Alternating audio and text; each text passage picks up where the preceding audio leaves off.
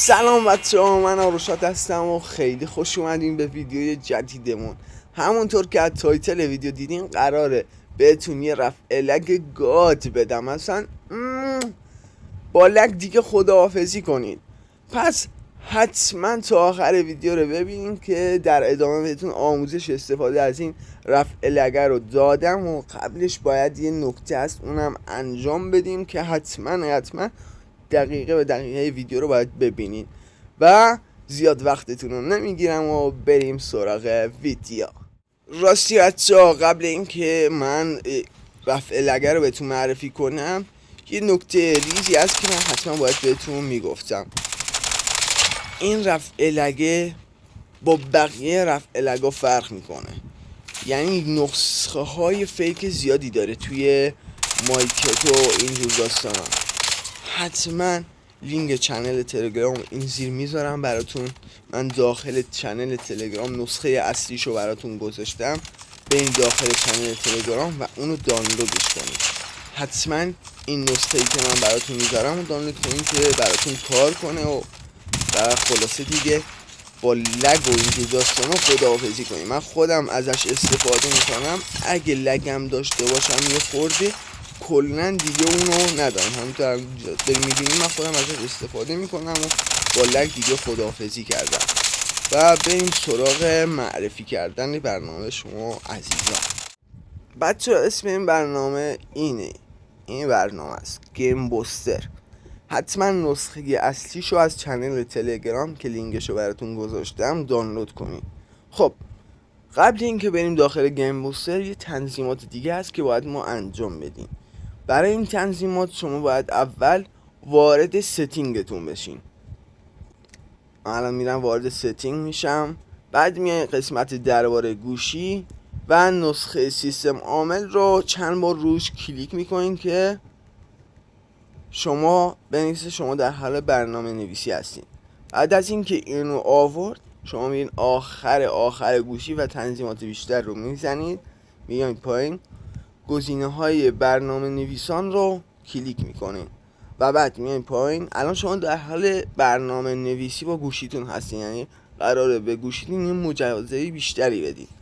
میاین پایین اولویت های درایور گرافیک اینو کلیک میکنید و بعد میاین پایین تر. اینجا باید کال آف دیوتی موبایل رو پیدا کنید که اینجا هستش. خودش روی پیشفرزه شما روی درایو گرافیک سیستم بزنید، اینطوری بیشتر گرافیکتون برای کال آف میره، یعنی دیگه لگتون نداریم. با لگ خدافزی. و با اینکه میخواین رفع لگ رو بهش اضافه کنین دیگه خدا میشه، اصلا لگ خداحافظ. این برای گوشی های زغالی خیلی جوابه بچه ها. خب یه بک بزنیم بریم بهتون آموزش این برنامه رو بدم. گیم بوسترمون روی برنامه که کلیک میکنین اینجور صفحه بالا میاد و میسین که ریلود بشه برنامه. بعد از اینجا به اضافه هستش، از اونجا باید کال آف دیوتی موبایل رو اد کنین که من قبلش اد کردم اینو بسین و بعد اولترا بوست رو میزنید. این دوتا تیک اولش خاموشه، باید این دوتا تیک رو چیکار کردم وایسین این دوتا تیک اولش خاموشه که باید اینجوری روشنش کنیم و بعد یه بک میدیم و GFX تول، من انگلیسیم ریده ببخشید. این وقتی شما بیارین نصبش کنین فکر کنم اینجا باشه. آره این پایینی رو گرافیک رو روی لو بذارین، FPS رو روی همون 90 بذارین باشه، رزولوشن هم بذارین روی 960 و اپلی رو بزنید واسین که تموم شه. با این تنظیماتی که الان ما چیدیم دیگه بازی بیشتر به فکر سرعت و FPS دادن میشه چیزاست، نه اینکه روی گرافیک بازیتون زیاد تمرکز کنه. بیشتر روی تمرکزش روی نرم و روان بودن بازیتونه. بعد بوس رو میزنید و صبر میکنید. بازم